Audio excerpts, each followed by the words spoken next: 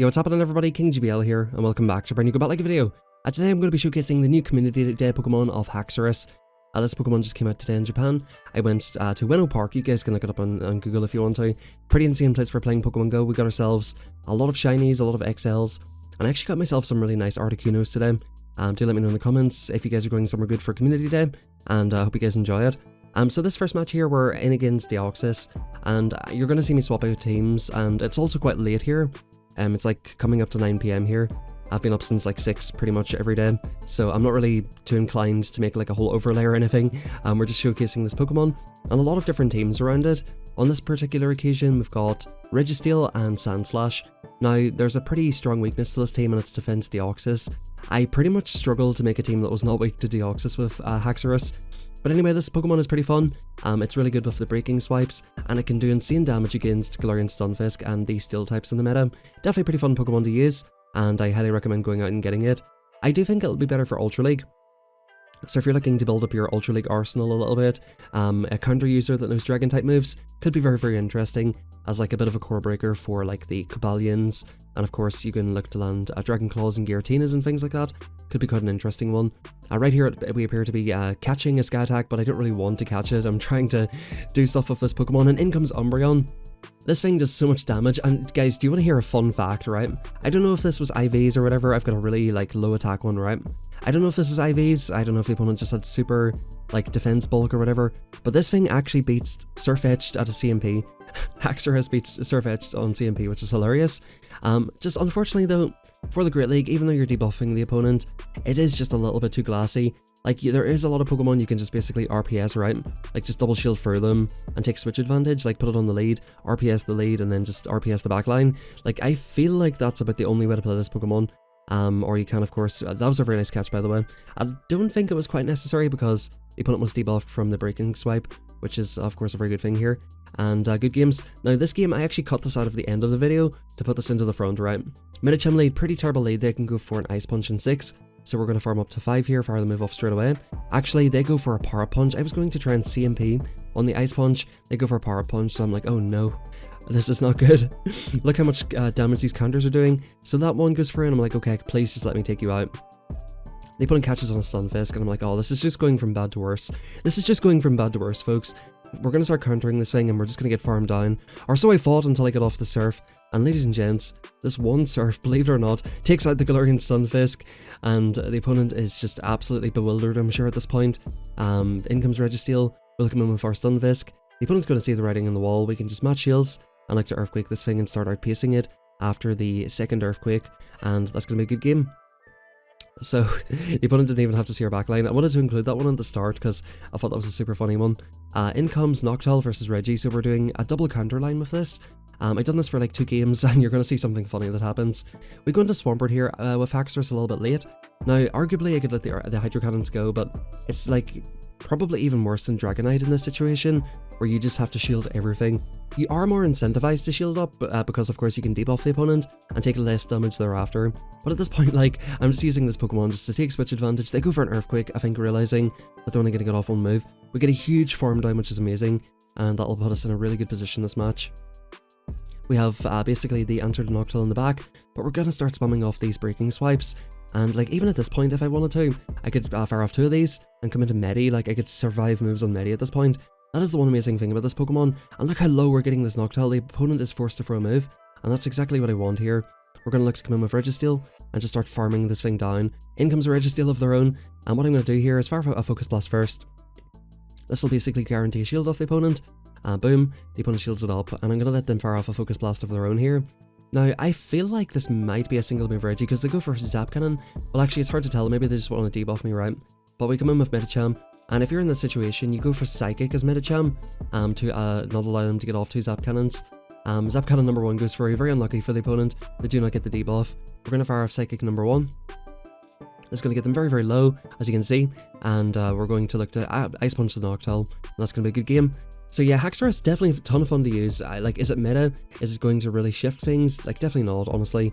Again, like, I'm struggling to make teams that are not weak to Defense Deoxys, because this thing's weak to Fairy types, this thing is weak to Ice types, right? What is strong against Fairies and Ice types? Of course, Steel types. And you could go for a Poison type. I was watching Yonkas's video today, so I did copy one of the Pokemon on his team for a few of these battles, which will be Tentacruel. But yeah, in comes a Charmer, and like this is exactly why we have the Steel type with Haxorus. We need protection against these things.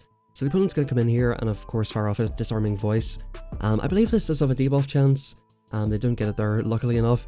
And I think what I like to do is go for a Focus Blast, and like to go for a bit of an undercharge here, or not, just nuke it out of here, that's fine I guess. Back in will come of course, was it Medicham in the front? Deoxys, and they're going to basically throw off a move before we can get to one. So I'm thinking, right, okay, maybe we can like just counter this down. We insta-swap out, and the opponent comes in with Charmalone and Ninetales, and I just top left. So that pretty much, you know, put that idea out of me, and I'm like, you know what, I'm just going to copy Yonkas's video, I'm going to use Tentacruel. I think this might be one of the best teams to use with it. Registeel or Stunfisk, whichever you have. If you have a good IV Regi, of course, go for that. And like a Poison type. I was running a team with Lantern and Stunfisk in the back, which is a little bit awkward for certain matchups, but it is a pretty strong core. To be completely honest, and I will be real here, like I don't really know the best way to run this Pokemon.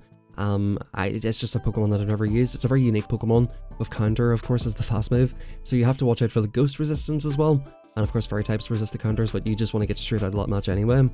So yeah, Ghost kind of resists your counters, and in your moveset of course is Dragon, and you have to watch out for Ice and Fairies, so it's a little bit tricky to build around.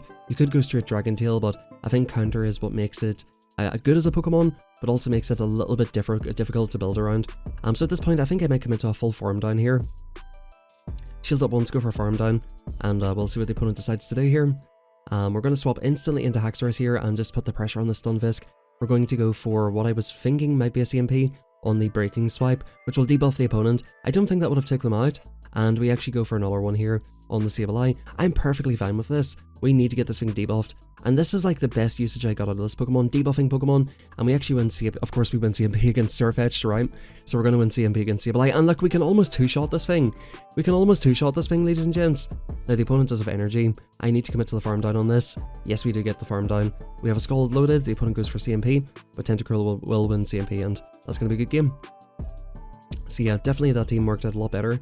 I think at a 4-1 set with this team, in comes Superior, which of course we do resist these, but you would think they're super effective with the way these things are hitting.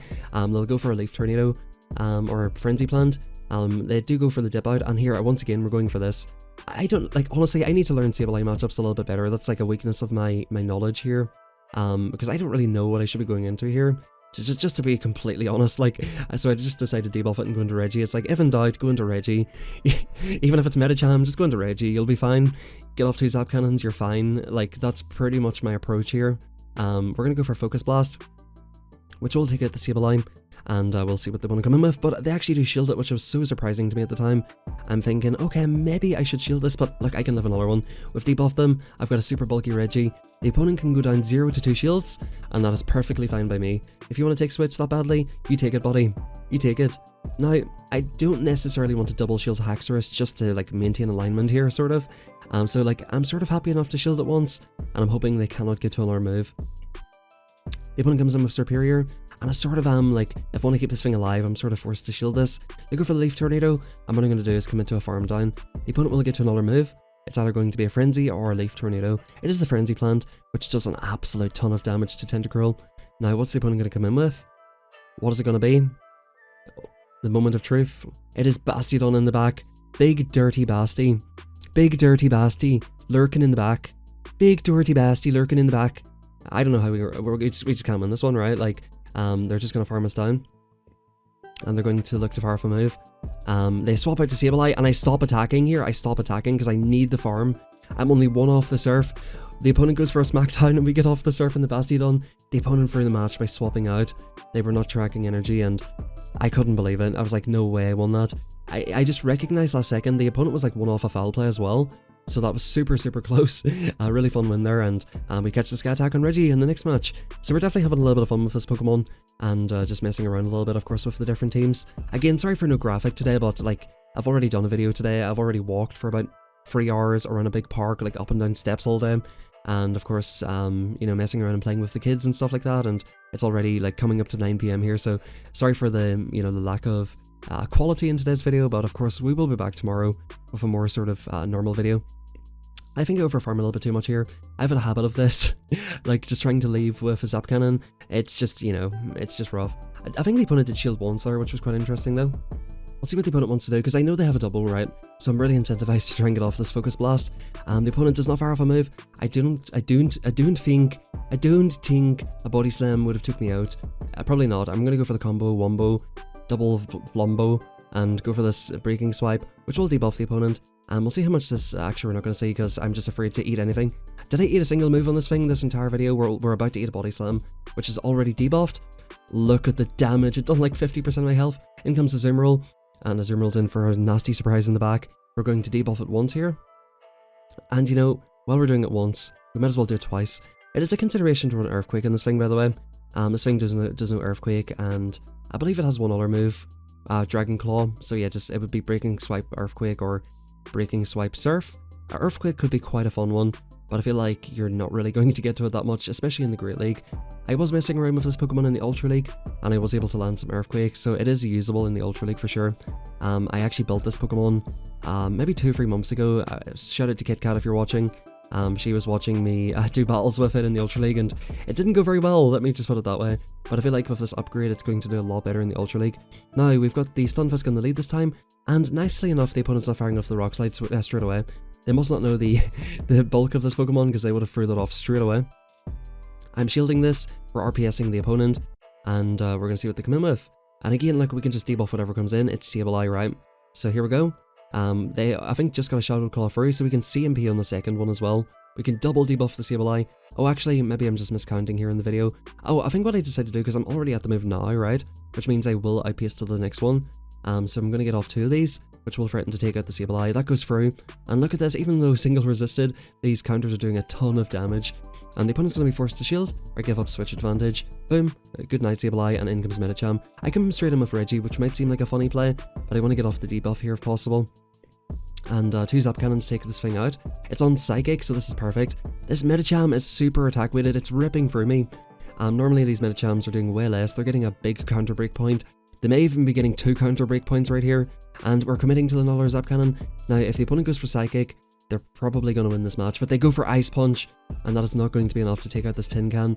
We're going to go ahead and fire off the Zap Cannon. Boom, that's going to do a ton of damage. And in comes Tentacruel. Now at this point the opponent is debuffed into absolute oblivion at this stage, and you know, this is just going to add health to Tentacruel. Well, not quite, but of course it doesn't do the like 70 or 80% that it normally does.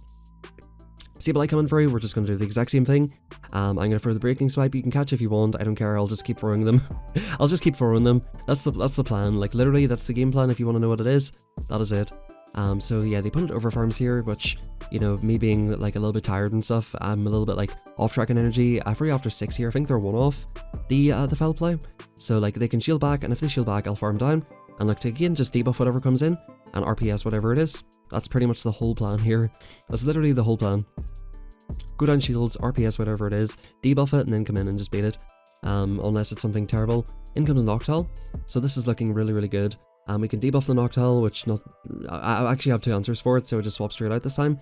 And in comes Stunfisk. Now, whenever the opponent does 1 shield, especially if you're hit on energy by 1 or 2 mud shots, it takes you 15 2-turn moves, like 15 sparks. I said that weird. 30 turns, let's call it 30 turns, to get to 2 Earthquakes. It'll take them 30 turns to get to enough Surfs to take you out, right? So it's 10 turns per Surf, 10 turns for free Surfs. So you can just go straight Earthquake, and you don't even have to bait here, basically. Especially because I'm ahead by 1, like they're only just getting to the Surf now. And in comes Noctowl, and they're in for a nasty surprise. You know, I didn't even mean to catch it, I was just trying to swap it as soon as possible, but it wasn't going to make a difference. And I think the opponent realizes that, hits that top left, and probably hops into the next one and hopes for better luck next time. And, you know, I'm only trolling, but like I'm showing a lot of wins here. I get completely clapped up in some of these matches. This is an opponent here that I'm not going to be able to RPS, unfortunately. This thing just hits way too hard, but we actually win CMP. Which again, I was super surprised. Like, Surfetch does not lose CMP to much, and Haxorus just so happens to be one of them. I wonder, does this thing beat Drillbur? Not Drillbur, Excadrill in CMP? That would be an interesting one. So like this is kind of like the reverse scenario, right? Where it's like the opponent's double shielding and RPSing our backline, so it's kind of awkward, and they're going to go for a Leaf Blade. Now double debuffed, I think this will be okay. It still does a lot of damage to be fair, but we're going to get a nice little overfarm with Lantern. We still have a shield, and in comes Cresselia. This is looking a little bit awkward. Cresselia is a super strong pick in this meta, because it knows Moonblast, which of course can take out Medichams, and it knows Grass Knot, which has neutral coverage. It's neutral against this Pokemon, super effective against Lantern. Of course the Moonblasts can hit the Noctiles. Noctiles can go for Shadow Balls, so maybe that's not the best example, but this Pokemon does very, very well in this current meta, and of course resists the counters from Defense Deoxys. Like, this thing's coming back in raids, and as far as I know, you're supposed to have to. That makes perfect sense, great English here. You have to trade it, I believe, to get the correct CP. The opponent goes for a catch here, which is quite annoying to be fair, but we're going to outpace to another Earthquake here, and this match is going to end up getting close, because this Earthquake, if you've seen this matchup before, you'll know it won't really take the opponent out here. And look, it's really awkward because the opponent's not even in a farm down range, I don't think. So we'll have a look here. Earthquake coming through. 1, 2, 3, 4, 5. So I have to go for the move there. I have to go for the move, unfortunately, because they can just Rock Slide me. Maybe I could have like ate the Rock Slide, but I think I should have just committed to more energy there. Good games to the opponent there, and they survived that on 1 health. Definitely a little bit of a disappointing one. I was hoping to win that one, but that's just how it goes sometimes. The opponent basically done exactly what we were doing in reverse. Like, they just double shielded their Surf Edge, took lead, and that's a good game. Surf Edge is a little bit more risky to do that with because, you know, it's got a lot of negative matchups. You don't see an awful lot of fairies in the lead. Of course, you have seen recently like Sand Slashes in the lead, which would be good for this Pokemon. And you do see the odd Clefable. Now, this match, it seems bad, but I'm just going to swap into Lantern here. We've got 2 answers to it. And the opponent here, they come in with Obstagoon. I'm trying not to see him pay the opponent, but I realise they're building up so much energy here. What is going on? Is this thing going to Hyper Beam me? Obstagoon, are you going to Hyper Beam me? They do CMP me on the next Surf here. And like, I think I can live a move. It is the Gunk Shot, so I'm like, right, whatever, buddy. Right, whatever. You could have boosted, like 100% chance to boost. Did you not know that? So they're going to get farmed down, and we're going to take Switch, which is nice. And they come in with a Haxorus of their own, ladies and gents. We've got a Breaking Swipe loaded.